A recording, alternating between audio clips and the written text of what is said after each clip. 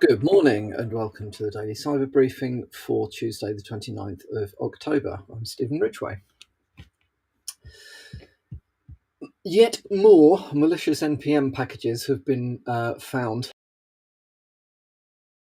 Malware. Nothing particularly out of the usual, out of the ordinary from a malware in software repository perspective, but just something to be aware of. Don't appear to have had a lot of downloads at the moment. However, if you are using NPM, be aware that North Korean adversaries, malactors, are currently targeting NPM users with potential malware. So there's a decent write-up in informationsecuritybuzz.com, which we will link to the briefing, which is worth a read if you are using NPM. It's also worth bearing in mind that, yes, whilst one of the ways to remain reasonably secure if you are using package repositories is to always stick with official or well-known package repositories. That doesn't guarantee that you are going to be completely safe. It just reduces the risk that you'll end up with something that isn't quite what you expected. New research has revealed that the Spectre vulnerability still exists in AMD and Intel processors. So the vulnerability, if you remember, it's going back, 5 or 6 years now, and it is to do with manipulating speculative execution of processes on the CPU. Speculative instructions. The idea being that in fact, it does significantly improve performance of chips.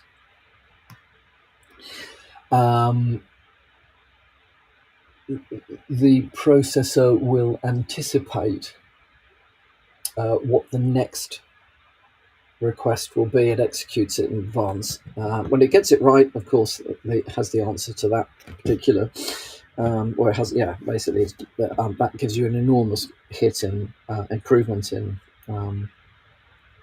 performance. If it gets it wrong, it just drops it and does whatever the right thing is. Now, the trouble with that is it can be manipulated to do things you weren't expecting. So one of the approaches to dealing with securing that is to put in place indirect branch predictor barriers. So basically, you can't create strings of speculative execution and then expect that to result in malware. Now, what's been discovered is that it is possible to bypass the branch predictor barrier, which then does allow you to make use of a traditional Spectre 2 type vulnerability. So what can we do about this? Well, nothing really as users. There are various microcode patches that have been made available from Intel and AMD over the years to address the original vulnerability. One of them is to do with introducing this IBPB protection. However, expect there will be more in the way of microcode updates coming soon. In the meantime, this sort of stuff is, whilst it is concerning. It isn't simple to exploit. So I would suggest that unless you are expecting to be attacked by nation-state adversaries or the like, you will probably not be targeted with exploits of these sorts of vulnerability. However, if you are in environments where this sort of stuff matters, it is well worth keeping on top of things. Good article in Hacker News, which we'll link again, as I say, to the briefing. Worth a read if you're concerned about these things. Otherwise, just keep an eye out. Keep on top of firmware updates and microcode patches.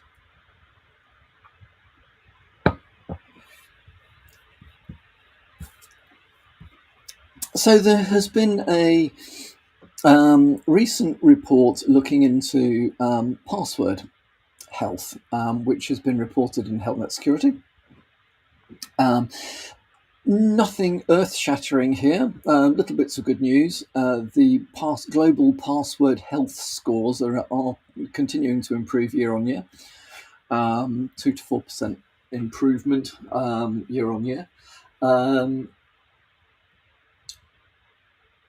Interestingly, North America has the lowest security scores and the highest percentage compromised passwords, which I think, to some extent, is a reflection of the way that security in general is perceived in the US. Now, just as an aside, I was discussing this with Eliza actually a little while ago, and one of the things that sort of dawned on us whilst we were discussing the discussion was around how come whenever we're talking to organisations in continental US,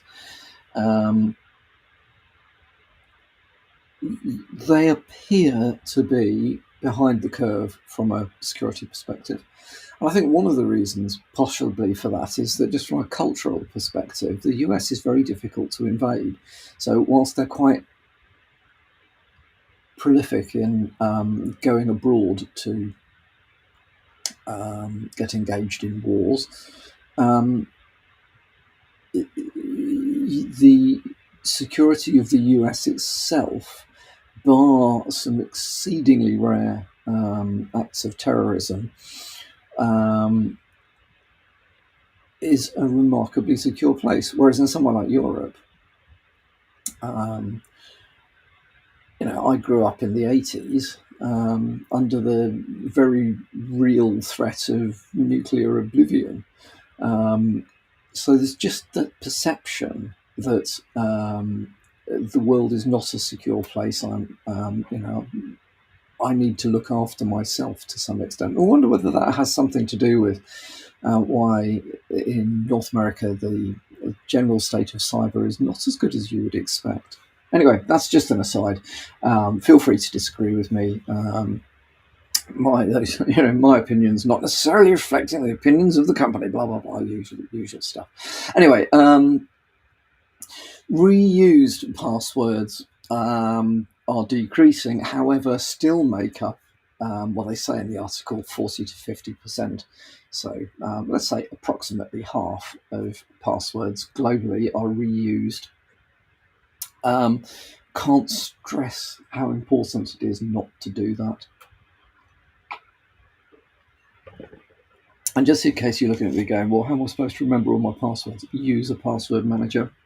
I think that, that a while back there was a discussion around, is it more secure to have all your passwords in a password manager or to have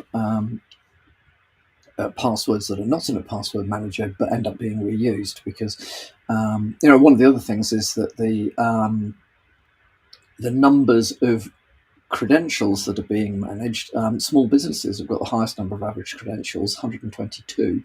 122, I've got about 400 or 500 credentials in my password manager, of which about 90% are current and the other 10% I should purge, but haven't got around to yet. And all of them, absolutely all of them, are unique. So as and when things get compromised, and they will, you would struggle with reusing any of that password information on other sites for my accounts, because they're just not, there's just no overlap. Password spraying or reusing credentials for attacks. Basically, let's say,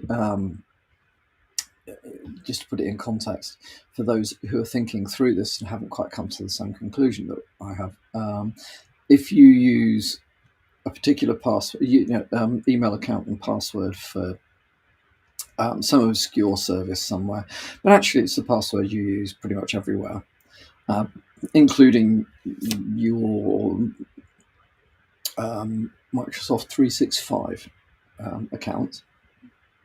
Well, your obscure